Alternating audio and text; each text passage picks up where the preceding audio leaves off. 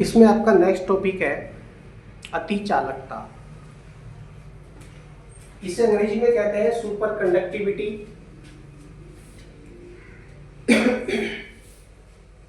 तो कुछ पदार्थों में ताप तथा प्रतिरोधकता के बीच एक असामान्य संबंध देखा गया है।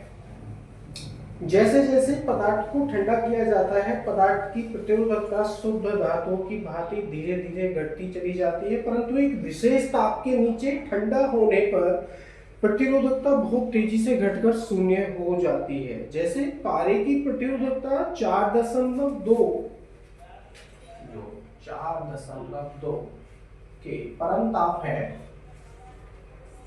कैपिटल टी से मैंने इसको दर्शाया है। यदि पारे को इतने तापमान से नीचे ठंडा किया जाएगा तो उसकी चालकता घटकर शून्य हो जाएगी, अचानक शून्य हो जाती है। तो इस घटना को अति चालकता कहते हैं। परिभाषा दोबारा समझ लेंगे कि कुछ पदार्थों में ताप तथा प्रतिरोधकता के बीच एक असामान्य संबंध देखा जाता है। तो यहाँ से इसकी परिभाषा शुरू होती है कि जैसे जैसे पदार्थ को ठंडा किया जाता है, पदार्थ की प्रतिरोधकता शुद्ध धातुओं की भांति धीरे धीरे घटती जाती है, परंतु एक विशेष ताप से नीचे ठंडा होने पर प्रतिरोधकता बहुत तेजी से घटकर शून्य हो जाती है।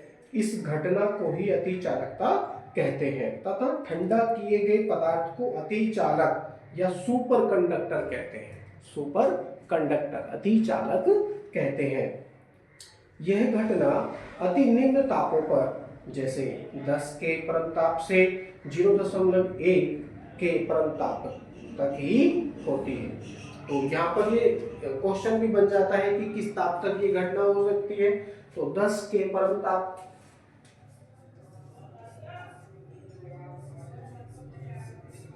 0.1 के परम ताप तक कि ये घटना हो सकती है।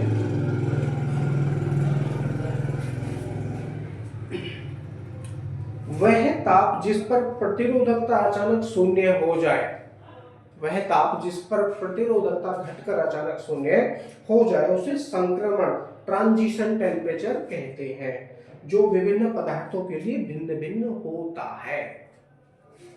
संक्रमण ताप,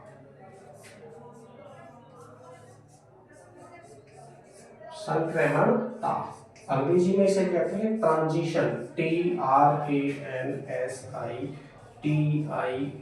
ट्रांजिशन टेम्परेचर।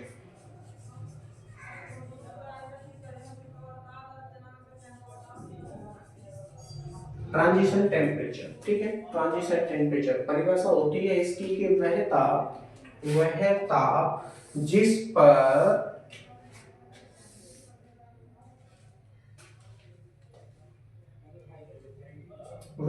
जिस पर किसी पदार्थ की प्रतिरोधकता घटकर शून्य हो जाए उसे संक्रमण ताप कहते हैं। अति चालकता गुण सभी पदार्थों में नहीं पाया जाता। अति चालकता सभी पदार्थों में नहीं होती है। जो पदार्थ सामान्यतः सुचालक होते हैं, सुचालक का मतलब है बिजली आसानी से चल सकती है, विद्युत धारा के अच्छे चालक माने जाते हैं या होते हैं, जिसमें तापमान भी चल सकता है, जैसे तांबा, चांदी, सोना, लिथियम तथा सोडियम। उनमें 1K से भी छोटी भिन्न तक के नीचे ताप पर भी अति चालकता का गुण नहीं पाया जाता। इसके विपरीत कुछ धातुएं, मिश्र धातुएं जैसे कि टंगस्टन, कैडमियम, एल्यूमिनियम, टिन तथा सीसा क्रमशः 0.01 के, 5.56 के, 1.19 के, 3.7 के तथा 7.2 के तापों पर अति चालक अवस्था में होते हैं मिश्र धातुएं।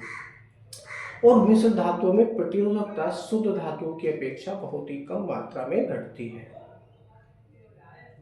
अतः शुद्ध प्रतिरोधकता किसी पदार्थ की अति चालक अवस्था का लक्षण है। यदि हम किसी ऐसे तार में जो अति चालकता की अवस्था में है, एक बार किसी वैद्युत स्रोत से वैद्युत धारा प्रवाहित कर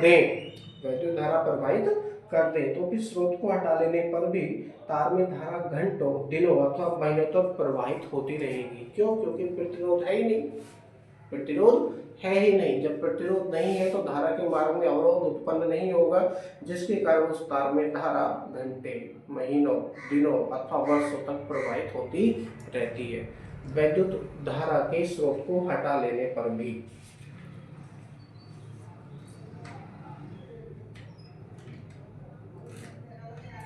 अब जैसे कि पंखा चलता है आपका, दूसरा उदाहरण आप ले लीजिए।